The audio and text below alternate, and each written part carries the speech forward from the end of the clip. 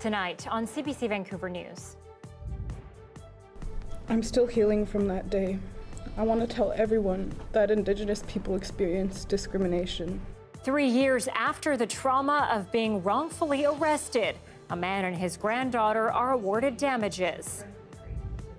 We know that there is a challenge about the housing that is being built and the gap between that and what families need to thrive. Also, an aggressive plan to tackle affordability from one NDP leadership candidate, breaking down the realities. And that time I was bleeding, but this guy, he ran away from there. Can't sleep and afraid to go out alone, living after being randomly attacked in Vancouver. This is CBC Vancouver News.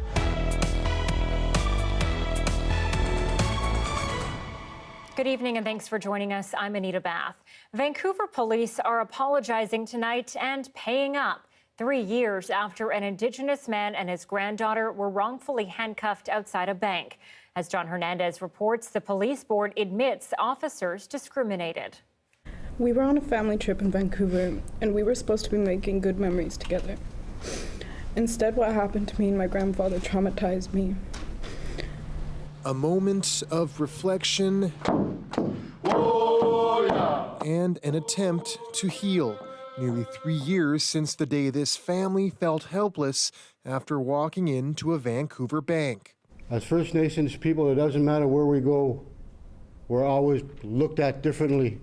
In 2019, Maxwell Johnson and his granddaughter Torianne tried to open an account for her inside the Bank of Montreal.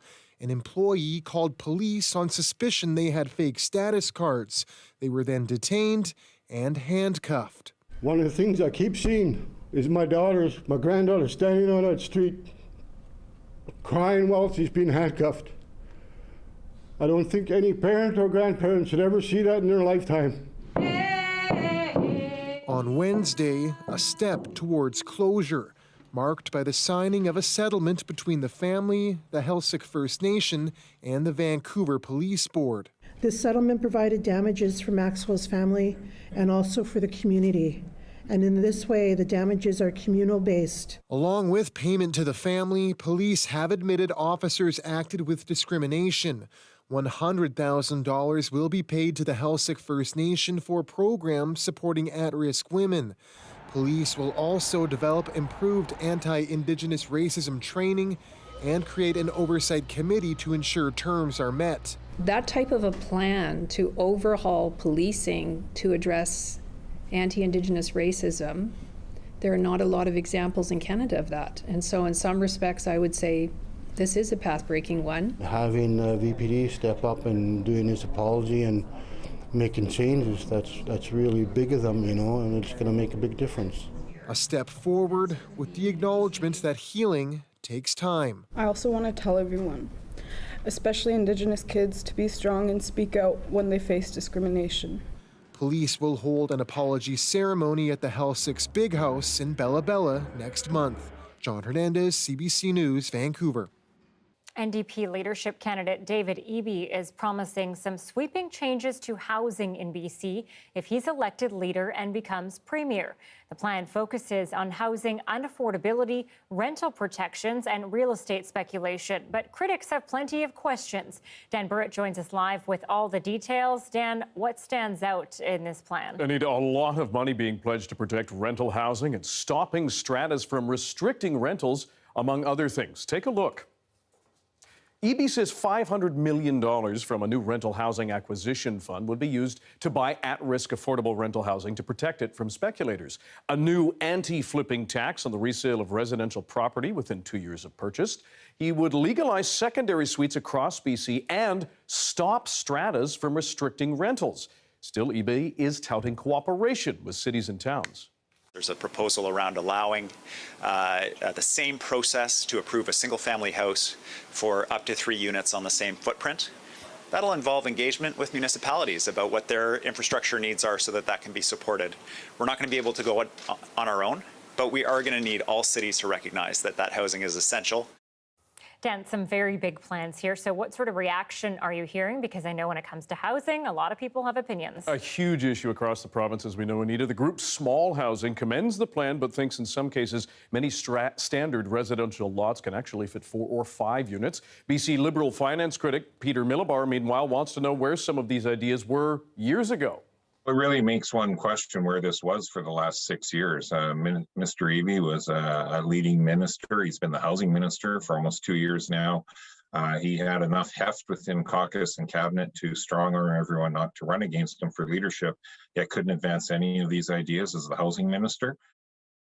Now, Eby's only competitor for the NDP leadership, Anjali Appadurai, says while his plan has some, quote, welcome changes, the priority must be on creating homes for unhoused and vulnerable people and address concerns around climate change. Eby does say the housing we build ought to reduce emissions. Meanwhile, the head of the Condominium Homeowners Association of BC claims removing strata restrictions on rentals would strip owners of an established right they've had since the 1960s. We're essentially going to be opening up all of these communities with no rentals. They're going to be opened up now to speculators or investors, and that's simply not an appropriate way to manage housing. Voting for the new NDP leader will begin November 13th, with the winner to be announced December 3rd. Anita. Dan Burrett live for us tonight. Thank you. Well, Melanie Mark has stepped down as BC's Tourism, Arts, Culture and Sport Minister because of an undisclosed illness.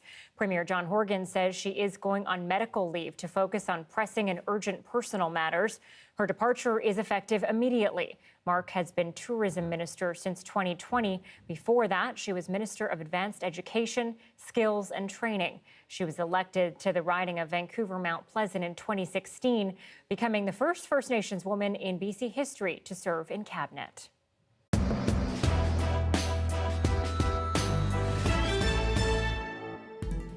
Surrey Mayor Doug McCallum is adding to his bold election promises tonight. He says if he and his Safe Surrey coalition are elected on October 15th, residents should see a full-size indoor swimming pool built within the next 2 years. McCallum says the pool would be located at the Chuck Bailey Recreation Centre in Whalley and would likely replace a skateboard park. Seniors, he says, are especially interested in the physical benefits a pool would bring. The number one thing by far that our residents wanted to see in our city, and especially here in North Surrey, was a pool. It far outweighed any other infrastructure. McCallum estimates it will cost between $40 and $50 million to build. He has so far promised to build a 60,000-seat stadium in Surrey and a SkyTrain extension to Newton. Well, we are less than 20 days from those local elections across BC, and in Vancouver, there have now been a number of debates between the candidates who want to be mayor. But as Justin McElroy reports, some of their arguments don't pass the truth test.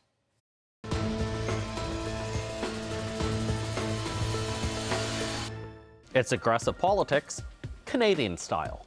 Councillor actually put forward Sorry, can I please speak on? No, where it's a debate, buddy. Let's go. Okay. Yes, debates are happening in the city of Vancouver, and like many political debates, the claims made in them sometimes have a loose connection to the truth. Take what Sim and Stewart were talking about, whether or not the city would implement a road tax. It's something Sim likes to bring up. The road tax is real. Maybe you're referring to the $300 million we're going to save Vancouver taxpayers when we stop your road tax. So first of all, this actually can happen, and it will happen with Mayor Stewart in office. The tax cannot happen based on provincial law. Mayor Stewart has said it will not happen. And when pressed on the matter by CBC News, Sim said this. If people vote for Kennedy Stewart, will they be paying a road tax in the city of Vancouver? When you ask me, will Kennedy Stewart do or do not, or will he support a road tax or not, I have no idea. But Kennedy Stewart also enjoys saying things about Sim with a tenuous connection to the truth. When Ken Sim says he's going to cut services, when he says he's going to cut up to $330 million from city services, I believe him, and it worries me. It's unfortunate the mayor worries about imaginary things. What Sim has said is that he wants to hire 100 new police officers and 100 nurses in his term without raising property taxes. To do so, he would look at cutting some of the $294 million in discretionary programs the city funds. So let's do some math. For Stewart's claim to be accurate, a police officer and nurse would have to cost $1.4 million each, in which case we all need to become cops and nurses immediately. Now, you might ask if there are other leading candidates for mayor, and there is, Colleen Hardwick. And she also says things in debates that sometimes raise eyebrows. But there have been instances in other places where you have a refugee crisis. And what you do is you look at gathering people. I mean, we have property, even the PNE, for example. There's a lot of land there where we can then get people organized.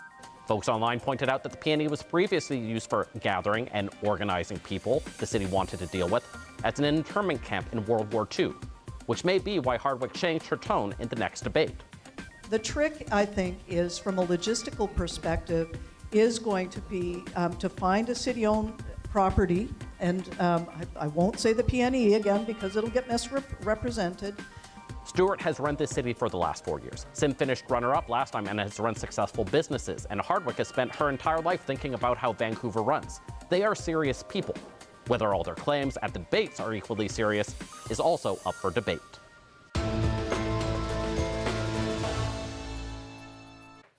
Striking Kelowna transit workers are stepping up their job action, warning that almost all central Okanagan buses will be shut down next Wednesday.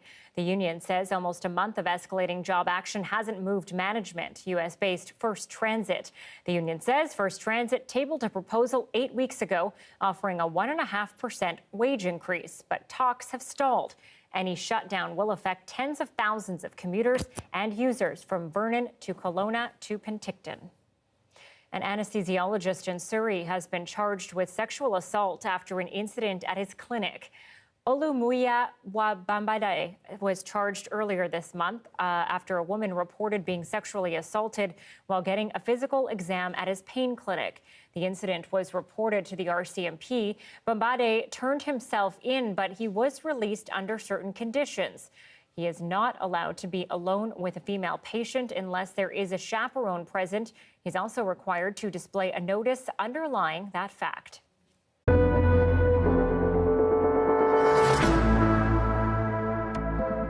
Health officials are urging people to get their flu vaccine and COVID booster shots this fall ahead of what is expected to be a busy hospital season. BC could see a doubling of COVID hospitalizations along with a peak of hundreds of influenza cases. Mira Baines now on how the province is planning to deal with that surge.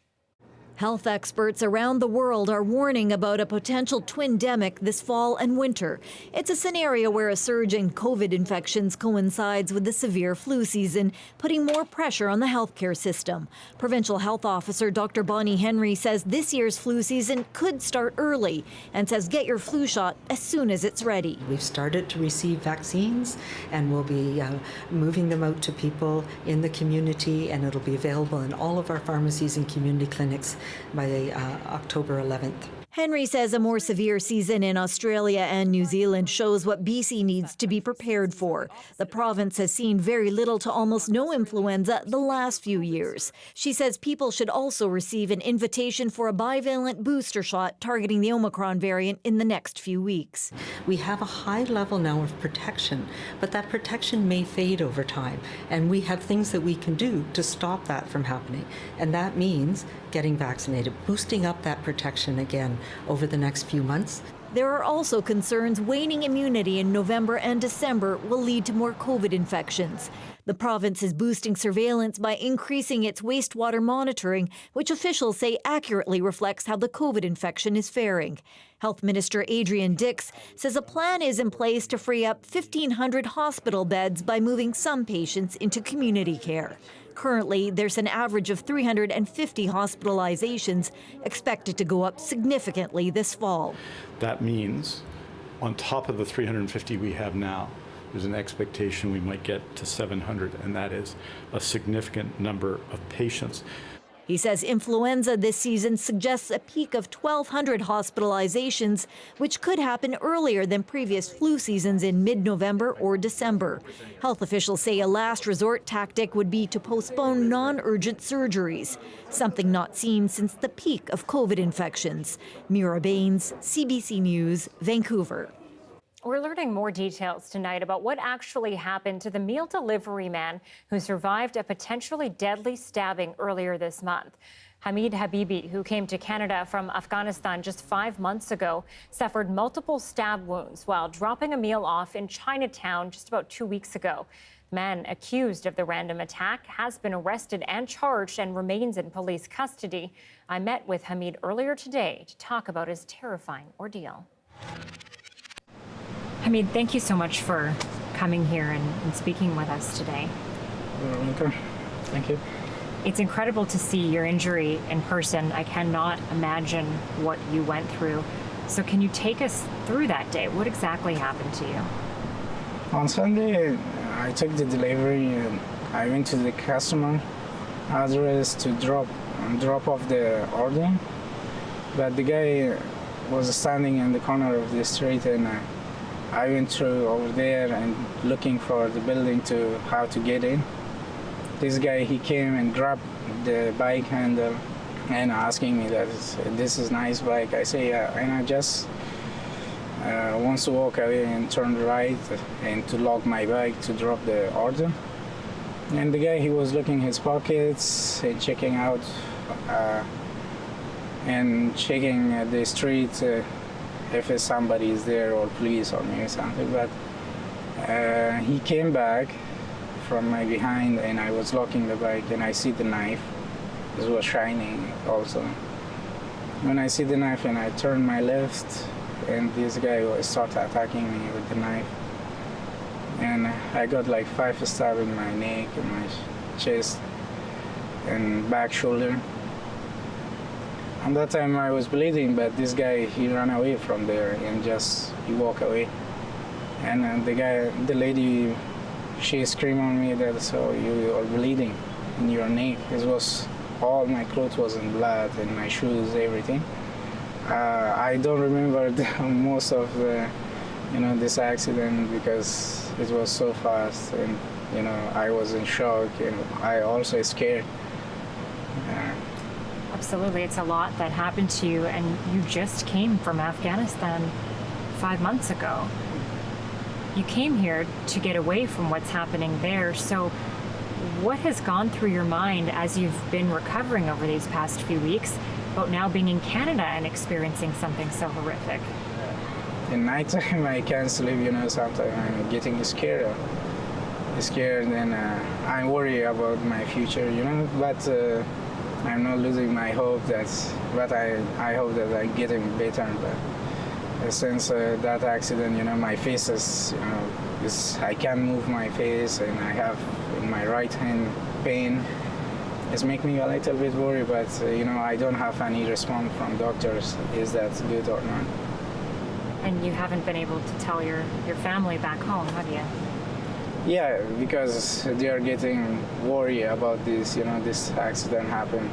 I don't want to let them know that, these things happened to me. But I have I always contact them, but not too much because there is not good internet to have a connection with them. But I'm saying that I'm fine, I'm good. I don't want to make them worry. How are you feeling about the future of your life here in Canada after this happened so soon after you arrived? Yeah, I have hopes, I have faith, I'm gonna get recovered, and I want to stand up on my feet and being a part of, an active person in the society. That's amazing for, I think, a lot of people to hear that you've been through so much and you can still have this sort of attitude. It really is incredible. Thank you so much for talking to us today. Thank you so much.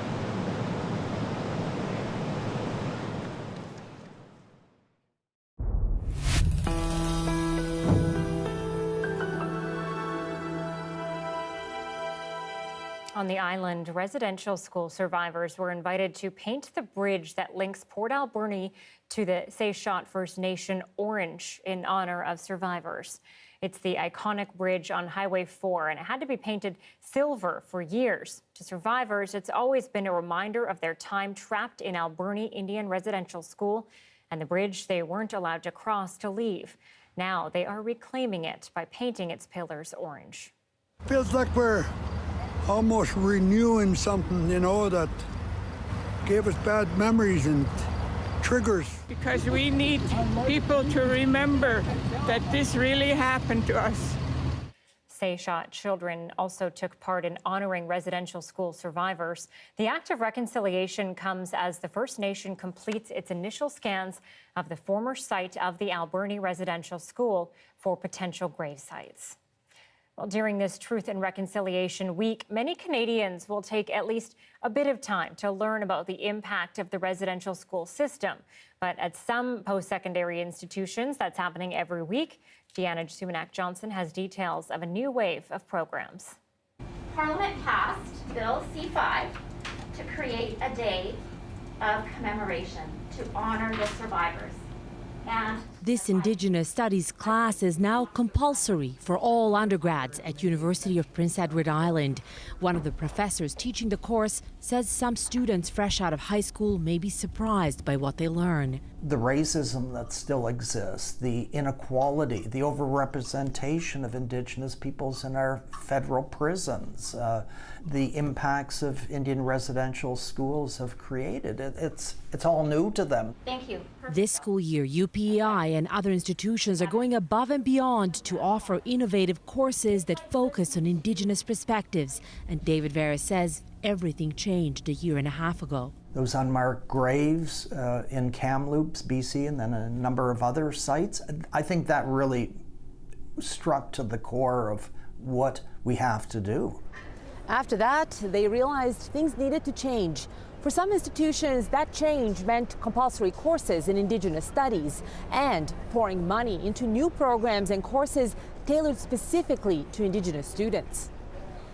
Ava Ottawa, a former chief of her nation, teaches University of Ottawa's new French language Indigenous law certificate. Attirer les apprenants autochtones vers des études en droit et on veut les accueillir à partir des traditions, des ordres juridiques autochtones, à partir de leur bagage avant de faire le pont vers le droit civil. This man is taking Professor Ottawa's course to beef up his legal knowledge. If you don't have the credential, if you don't have this piece of papers, people don't necessarily want to listen to what you have to say. And while these new classes take different approaches, their goal is the same. Reconciliation, in one word. At the University of PEI, the new compulsory course seems to be popular. Once I become a classroom teacher, it would be something that I can just continue to widely spread and hopefully help future generations understand what happened. I haven't stopped talking about this course to some of my friends, and I think it should be a mandatory course across Canada. Making higher education a key step to reconciliation. Deanna Sumanak-Johnson, CBC News, Toronto.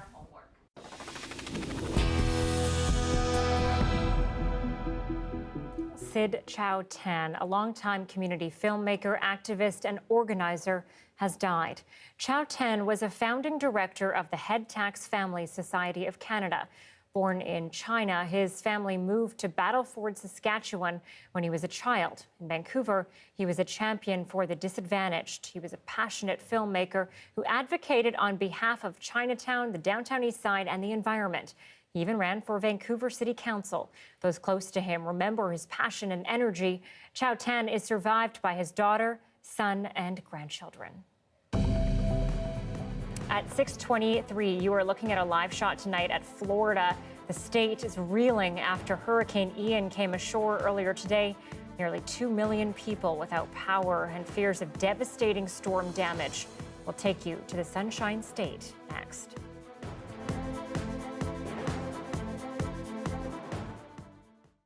Thanks Thanks for watching our commercial-free live stream. A coffee shop in Toronto is giving new opportunities for people with disabilities. We visited Market and Cafe to see how the small establishment is giving hope to people who often face barriers finding work. It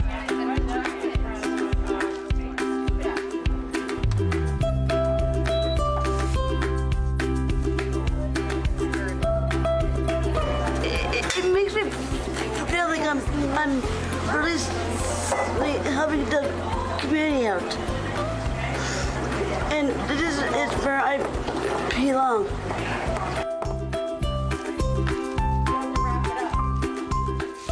Our philosophy is we're celebrating all abilities.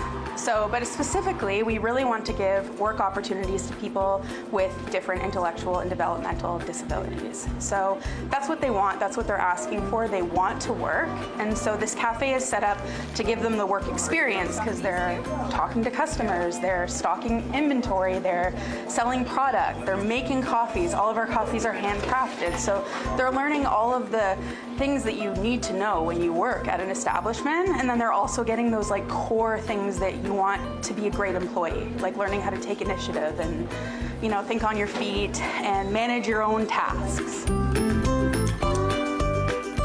People with intellectual disabilities, living with autism and Down syndrome, it was hard enough to find a job for me and everyone in particular. Like everyone with intellectual disabilities, still struggling to find something that they want to do and what they love. The idea came from our daughter, Melanie, who, when she turned 21, graduated from high school, and we discovered that we didn't have anything for her, and we searched for many volunteer opportunities, which she got, but it wasn't what she wanted. It feels so good how good you are. Just came into the cafe, just act normal. It's okay. Like, piece of personality. That was one time I came in. It's kind of wonderful. The other part of it is that they want to be contributing members of society. Now they're all going out, taking the bus here, looking at their schedule on their app. They're arriving on their own, leaving on their own, and now we find out they're running into their colleagues at the malls, at the coffee shops, on the bus, and it's just wonderful to see them being part of the community.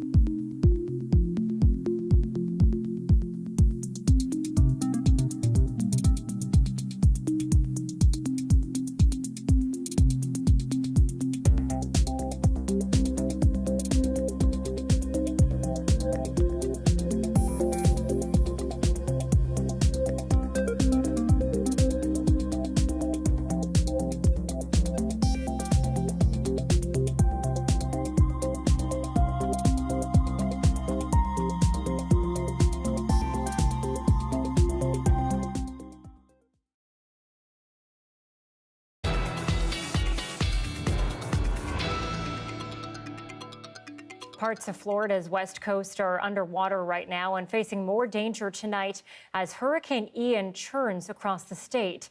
It blew in as a catastrophic Category 4 hurricane, and it brought the sea with it. One community bracing for impact is Tampa. That's where the CBC's Paul Hunter is watching the developments. In Punta Gordo, south of Tampa Bay, wind almost as fierce as it comes in these parts. And in so many places along Florida's Gulf Coast, familiar to countless Canadians who've holidayed here, evidence of Ian's wrath literally flooded the zone. This is Fort Myers. This is Cape Coral. This is a parking garage in Naples. Elsewhere in that city, a fire truck is immobilized in water too deep and too powerful. While just a few blocks away, what appears to be the roof of a house floating away. In Sarasota, the storm was so relentless, police were ordered to turn back.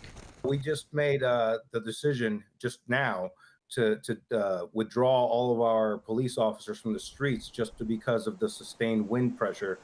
Florida's governor underlined the dangers in all of it, urging the millions in Ian's path to do whatever they can to get out of it. Overwhelmingly, it's been that surge that has been the biggest issue. As the day progressed and as Ian punched its way inland, the biggest city along the coast caught a break. Tampa missed the worst of it, but Ian nonetheless left its mark. Just to give you a sense of what the storm has done to Tampa Bay so far, we've come down into Tampa Bay, into the bay itself, to see where the water line normally is. So all the water that would be here and throughout all of that space has been pulled out by the storm. It's all gone. Those living nearby couldn't resist the rarest of moments to venture to the bottom of the bay just by walking. You ever seen anything like this before? I heard about it on the internet, but I had to come in person and see this. Look at this. I mean, this is crazy. A reminder that Hurricane Ian is a monster, even in places spared its full force. That's the CBC's Paul Hunter reporting tonight. And right now, you are looking at a live shot of Naples, Florida tonight. A bit calmer there, south of where the Hurricane Ian was hitting the hardest. The storm brought sustained winds peaking at 241 kilometers an hour, tying it for the fifth strongest hurricane to hit the U.S. Among those was 2004 Charlie. That was the Hurricane Charlie, which also hit Florida, causing $14 billion in damage and claiming 10 lives. We're still not getting a true picture of the storm's damage, but again, you are looking at a live shot of Naples, Florida tonight. Kuljeet Kaila joins us now. And Kuljeet, you're watching this storm carefully, bringing some pretty frightening conditions. What are you paying attention to? We are paying attention to the path that it's taking as the hours click by and the kilometers for the winds, if they're dropping at all, if they're still packing a bit of a punch.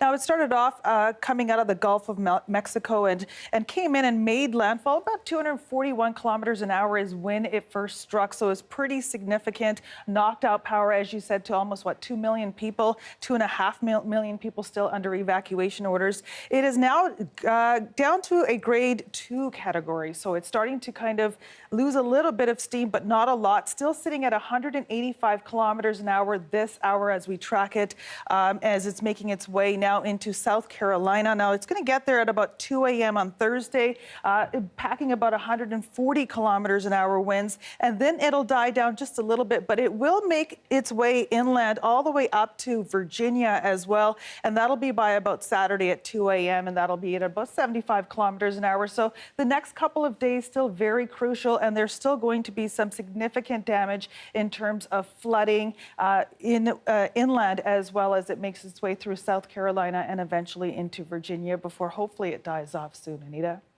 All right, Kuljeet, thank you. You're welcome. Banding together to help those who have lost their homes. Days after Hurricane Fiona slammed into Canada's east coast, how the government and community are coming together.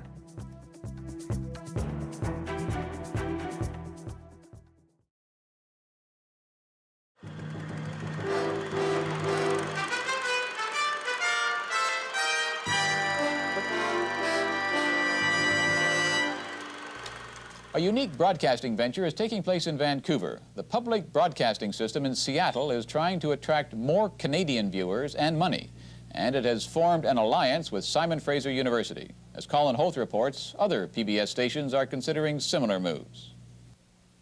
This is KCTS 9 Seattle, supported by you, the people of the Pacific Northwest. Take camera 3, Mike Olivia. Seattle's public broadcast station has come to rely on Canadians for its very survival. Half its viewers are north of the border, and they donate almost $750,000 a year to help keep the non-profit station on the air. With the opening of their full-time office on the Simon Fraser campus this fall, KCTS is promising increased Canadian content in the program mix.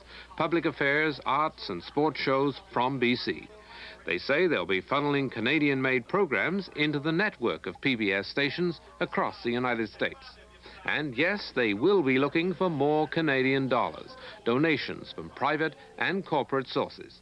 But executives of the station deny that their move into the Canadian arena is designed to squeeze out the development of any Canadian-based public broadcasting for BC.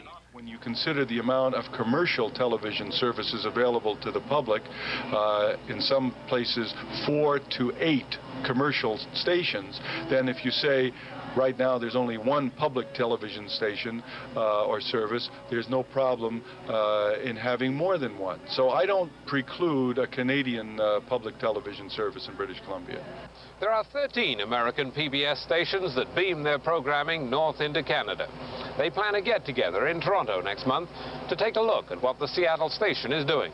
Some, at least, are expected to make similar moves in an effort to fill from south of the border the gaps that they see in the existing public broadcasting setup in Canada.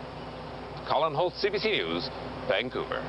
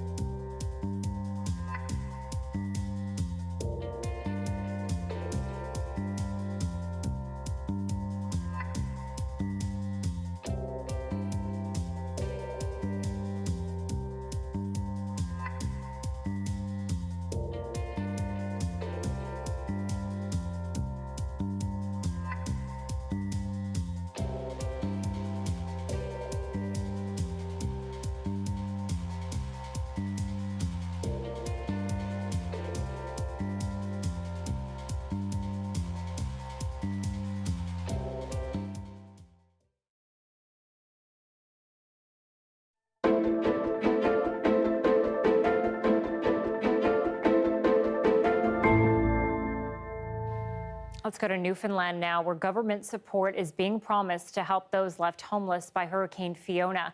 That support, though, is coming from the wider community as well. As Terry Roberts reports, among those pitching in to help, the homeless themselves. After enduring so much, Tracy Spencer felt a little boost today. It won't take away all of what happened, but it'll help us start over. And hopefully we'll get a home to live in and not have to worry about this again. Help is on the way for Fiona victims like these. This is immediate one-time financial assistance. The provincial government is committing $30 million with the expectation that more will be needed. About $5 million of that will start flowing through the Canadian Red Cross as early as next week. We understand that this, may not touch everybody, but it's an attempt to get money into people's pockets who need it the most in this time of distress. $1,000 per household for people temporarily evacuated. $10 grand for a family whose home is no longer livable. But most of the money, about $25 million, to help families rebuild. Speaking to several individuals yesterday, it's emotional, it's heartbreaking, and we hope that today's announcement causes some alleviation of their stress and strain during this terrible, terrible time. Over the long term, the province expects more help from the feds. The Prime Minister was here today, touring the mayhem and speaking with storm victims. Like you said, they'll own everything. I ain't got nothing. The Premier expects Ottawa won't hold back. It needs to be here with financial support as we rebuild. On Osmonds Lane, a difficult scene. At least 4 homes destroyed, lives in turmoil, but thankful for the help. I felt stripped of everything, and I felt a little embarrassed having to go there. But do you know what? When you have nothing left, go. It's for you. The flow of emergency aid into the community is constant. This truck arrived today from St. John's. Members of this under-13 hockey team showed up to help unload. A lot of these kids, there are a few kids on the team that have been affected. 2 of our players, actually, U13, have lost their homes. So, the kids just do wonderful work coming together. Bella Seward and her mother are homeless. Despite this, she showed up wanting to help others. I just want to really help people because even though I lost my house, I'm still fortunate because I have my dad's house, and some people don't even have a house right now, and I just really want to help other people. And that help can't come soon enough. Officials say the number of homes no longer livable is nearing 100. That's Terry Roberts reporting tonight from Port aux Basques, Newfoundland. The Governor General was in Saskatchewan today to meet with families of the victims of this month's horrific stabbing spree there. Sam Sampson brings us the scenes from Mary Simon's visit to James Smith Cree Nation. A solemn and personal start to the day. Governor General Mary Simon joining a private visit to the graveyard behind this church, paying respects to those killed during the rampage. The reason why we set up the memorial was because we wanted to honor our brother. The Governor General also visited this memorial in the spot where Earl Burns died. His family says Burns chased down the attacker after being stabbed, but he died while driving, and his vehicle crashed here. This is where he took his last breath. His family placed a cross here. Others have since added wreaths and flowers. I just felt thankful that he put that much towards a reserve, that people came and, paid their respects. Like he did a lot for the community. Today has been a very important day for me because I came here and I understand much more about what the community is going through. This is the way that we start the journey of healing. Leaders here have been asking for help with addictions treatment, policing, and to get a separate space for healing. As much as we are supporting the community now, we will need to have ongoing support for the community over the long term because this kind of trauma and grief doesn't go away very easily. For now, people here are grieving. They're using traditional ways to rebuild their shaken, but not broken, community. Sam Sampson, CBC News, James Smith, Cree Nation, Saskatchewan.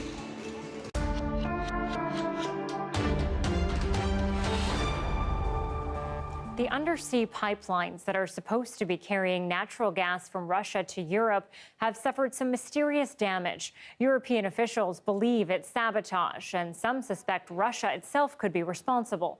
As Briar Stewart reports, they say it fits with other desperate moves Moscow is making in its war with Ukraine. Bubbling to the top of the Baltic Sea, gas leaching from Russia's Nord Stream pipelines. European officials believe this was the result of sabotage. Seismologists say they detected explosions south of a Danish island earlier this week. So it was clearly planned, big operation, in all probability, almost certainly a state actor behind it. What is uncertain, who is behind this and why?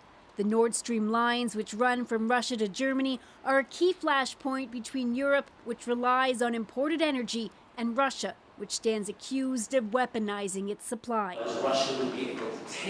Phillips O'Brien is a professor of strategic studies and believes the pipeline damage is just another Russian signal. We're going to do what we want to do. We're rather scorched earth, very dramatic, that we're willing to do something that you would not have expected us to do and take desperate measures. The Kremlin calls those kinds of accusations stupid, but O'Brien says Putin has already signaled that the government is all in. It's mobilizing hundreds of thousands of men to try and hold on to Ukrainian territory. And it has staged what Western officials see as sham referendums. In recent days, hundreds have fled from the Russian-occupied territories, fearful of what comes next. No one wants to join Russia, no one. But with this pressure, people are scared. I didn't vote, says this man, because mostly everyone hides and doesn't vote in our settlement. In Red Square, it looks as if Moscow is getting ready to celebrate the annexation of the 4 territories. It's not clear when that will be, or what happens after Russia sends all of these new recruits to the front lines. Briar Stewart, CBC News, London. On the ground, aiding those most in need. Coming up, one woman's mission to help the homeless in Calgary. And at 6:43, a live look tonight at Metrotown in Burnaby. A blip of rain, but the sun is set to return. Kuljeet Kaila will tell us how warm it's set to get coming up.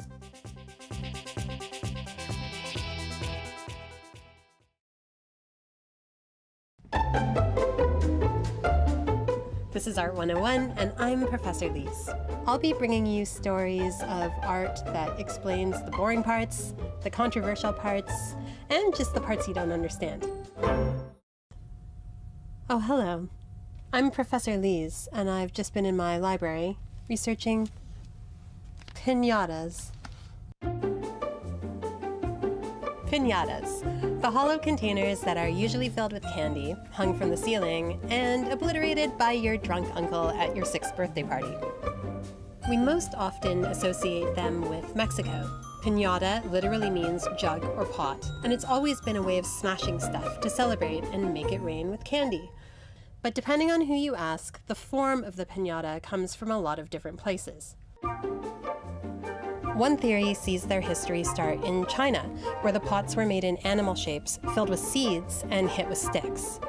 And it may be that Marco Polo brought the tradition to Italy in the 13th century, where the form was called a piñata, which may translate to pine cone. From there it went to Spain, and then it came to Mexico and the rest of the Americas, when missionaries would use it to lure indigenous people to convert to Catholicism. And there are more theories. That the piñata already was in use by the Aztecs, that they'd fill a jar with stuff, decorate it, and smash it to celebrate the god of war. There's a story about the Mayans using it too. But in Mexico, the piñata has stayed the course and gets broken when people are celebrating the days before Christmas and at birthday parties. It's also stuck around in Denmark, Italy, Catalonia, India, Japan, and the Philippines, and that's not even necessarily a complete list. Thanks for joining me on this edition of Art 101. I'm Professor Lise, and you'll see me again to explain mysteries, boring terms, and controversies from the world of art. So there are 3 different words in Mi'kmaq that sound very similar. And I think sometimes say, oh, it's like a word that's said differently. And I said, no, it's 3 different words, and they are spelled very similarly. Gesalul means I love you. Gesalul, so like a long A, means I hurt you. And then Gesalul is I place you into the fire. For me, being the kind of metaphor person, that notion of, hold their feet to the fire or you're in a hot seat now, I liked the idea of I place you into the fire as being a really good metaphor for accountability. And so when you think about all of those things, accountability is also, love and hurt and, all that stuff rolled into one.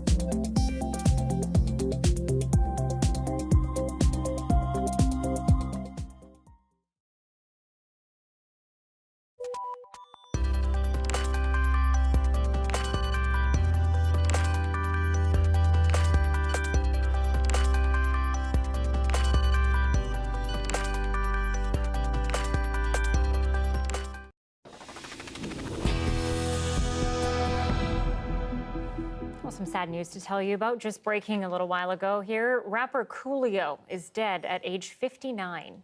Man that didn't deserve it. Me be treated like a punk, that's unheard of. That is one of his famous songs, Gangster's Paradise.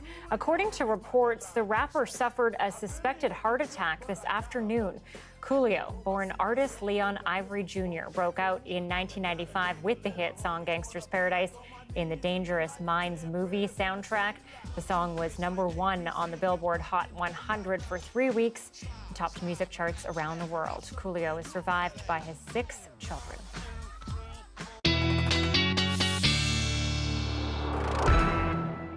Kuljeet Kaila is back now with our local forecast that I think is looking pretty good, isn't it, Kuljeet? It is, considering it's the end of September. We're heading into October. We're kind of thinking Halloween. I'm kind of thinking maybe let's hit the beach a little bit more before we really get into it. We had a low pressure system off the southwest, just around Vancouver Island. Got to Victoria, got to Seattle, south of the border, but really didn't get to Vancouver until about 5 o'clock this afternoon. We saw a little bit of light rain, but across BC and across the lower mainland, current temperatures are sitting above seasonal. 24 in Lytton, nice and warm in Kelowna, 18 degrees in Abbotsford right now as well, and that's going to continue as into the week as it starts to get even warmer into Thursday and Friday. 21 degrees for Prince George, 23 in Kelowna. Unheard of temperatures for this time of year, and it gets even warmer as we head into the weekend in those spots. Here are some record hot spots. I know, end of September, I'm still talking record hot spots. 28 degrees in Kamloops, 25 in Merritt, so it's nice and warm through there. For us here in the lower mainland, sitting above seasonal temperatures for sure. Right now, we should be sitting at around 16 degrees for this time of the year, but we hit 20 inland and even higher in the valley. And what's ahead is a bit of a cool down overnight and into tonight, some clouds for tonight, and we'll be waking up to 13 degrees tomorrow morning. All that cloud is going to clear by the afternoon, and it's going to get really nice and sunny for Thursday. Even better moving into Friday, Saturday, and Sunday. It's going to be a beautiful weekend and warmer as we move into Tuesday next week with some clouds but higher temperatures. And our next cool down will happen about on Wednesday when we see some more wet conditions. Anita? All right, Kuljeet, looking forward to this sunshine for sure. You're welcome. Thank you. A Calgary woman is making it her personal mission to help the city's most vulnerable with compassion and dignity. She founded a nonprofit organization to help fill the gaps she believes are left by bigger social agencies. Our CBC News cameras caught up with her on her rounds at a homeless encampment. Do you want water? They're people who are down on their luck, may have had a bad go at life, but need a hand up. It's a constant battle with not having access to the proper stuff. I've been on the verge of breaking down crying numerous times when she's helping me, just because I'm so not used to it, not used to having anybody care about me. Do you want, like, everybody deserves to be treated with dignity and respect. My mom was an addict before she passed away in 2014. We've turned a blind eye as a society to the homeless, addicted, even the elderly, and it's not right. I help people and I treat them like humans. I don't say, oh, well, here's this, okay, bye, I'm glad I could help. Yeah. No, I ask them what they need. There's a very big stigma how we're looked at as people, like we're probably up to no good. You get a lot of that day after day, and then all of a sudden somebody comes by with what it is that you need the most. It kind of, touches the heart. This is what I do. Drive around to different encampments. I find you're a lot more approachable when you're by yourself. All right, Mr. Larry. There was one time I thought I was going to lose my leg. It was so bad, because 95% of my leg was covered in just huge sheets of scab. He was using a broom as a crutch, and he was in so much excruciating pain that it was insane. I don't like to see people wasting away just because they don't. We don't fit in. They're not given a chance. They don't fit. The only things that we don't do is pay for bail. Won't give them cash. I do like to not smell like campfire once in a while. People get stunned and they go, really? You're not just gonna hand me stuff? I'm like, no, what do you need? Half the time it's, oh, if I could get my medications filled, that'd be amazing. Okay, sure, what pharmacy? We'll go get your meds. If I could have a new change of clothes because I haven't been able to clean myself well enough lately, and I haven't been able to wipe properly, and I had an accident. I'm like, okay, well, let's go get you a new set of clothing. It's the little things that add up. I've never had a present in my life that made me cry like when one of these people brought me a pair of socks for Christmas. Yeah, a $3 pair of socks was the one that made me break down and just,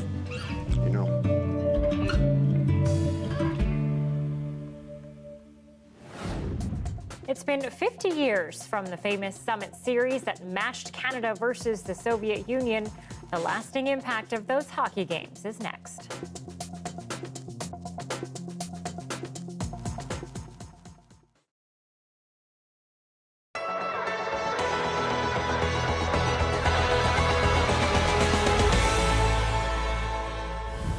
The heat was very great while traveling through miles of burning sand. When John Palliser wrote those words in 1862, he wasn't talking about a desert, but he was actually describing a swath of prairie grassland that stretches from southeast Alberta to southwestern Manitoba. He deemed the area, much of which is the traditional territory of the Blackfoot Confederacy, useless for agriculture. Today, the area is known as Palliser's Triangle, and while it's typically dry and windy, it actually makes up the heart of Canada's breadbasket, a region known for its cropland. So why did Palliser think the opposite? First off, when Palliser visited the area in the late 1850s, he would have seen it in the middle of a drought, and the route he followed took him to the Elbow Sandhills in Saskatchewan and the Middle Sandhills in Alberta, both known for their unique sandy topography. Now, you can still find dunes in the southern prairies today, but they're relatively sparse and rooted by grasses and sage. Back when Palliser saw them, they were much more active, and the dunes would have been more widespread and look a little more like a desert. So what's changed since then?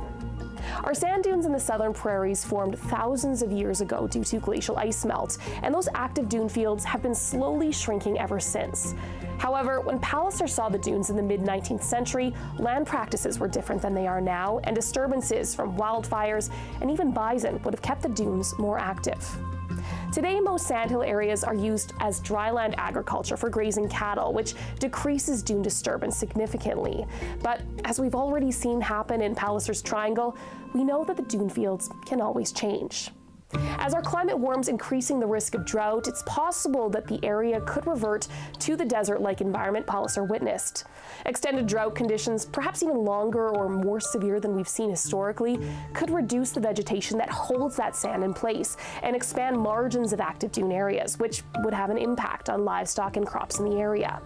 At this point, dune activity remains fairly low, so it's considered a managed risk. But given the importance of the ecosystem our prairie sandhills provide, it's something climate scientists will have to closely monitor in the future.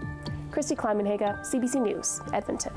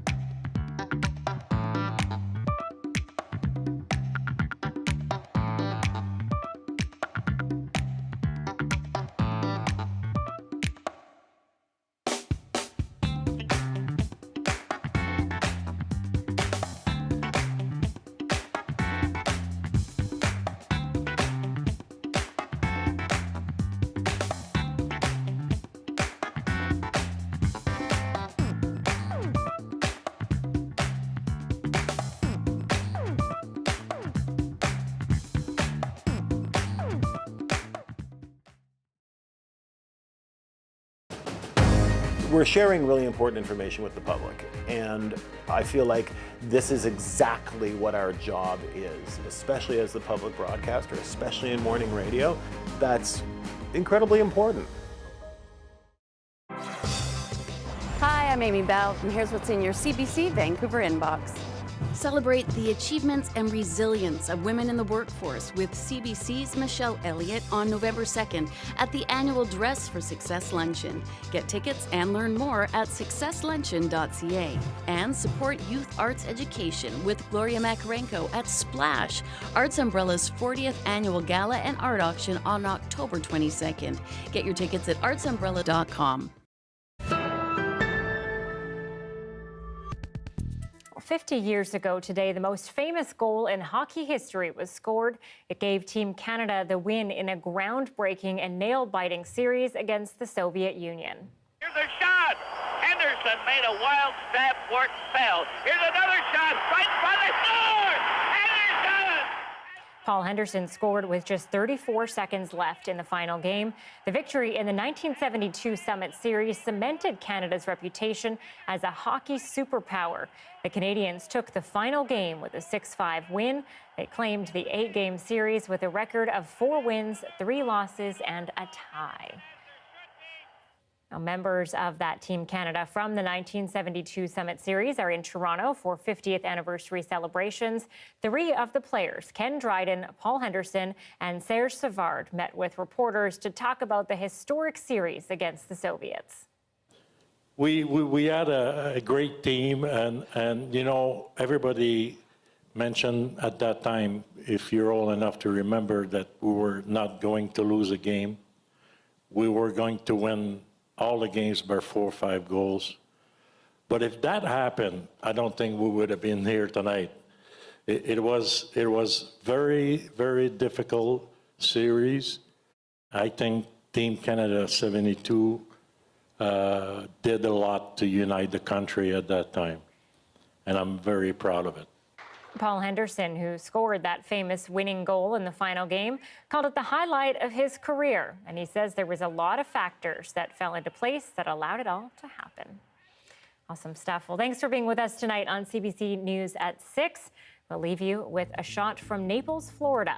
While the storm might not be hitting this area quite as hard as areas further north, the Waffle House in Naples closed. Now, Waffle House closures are a much-watched indication of just how bad the storm is, because it takes a lot for the reliable restaurant to shut its doors. Tonight, at least 21 have gone ahead and done just that. They call the closures the Waffle House Index. It was actually coined by a FEMA administrator back in 2011. We will have much more on this storm tonight on The National at 10 o'clock.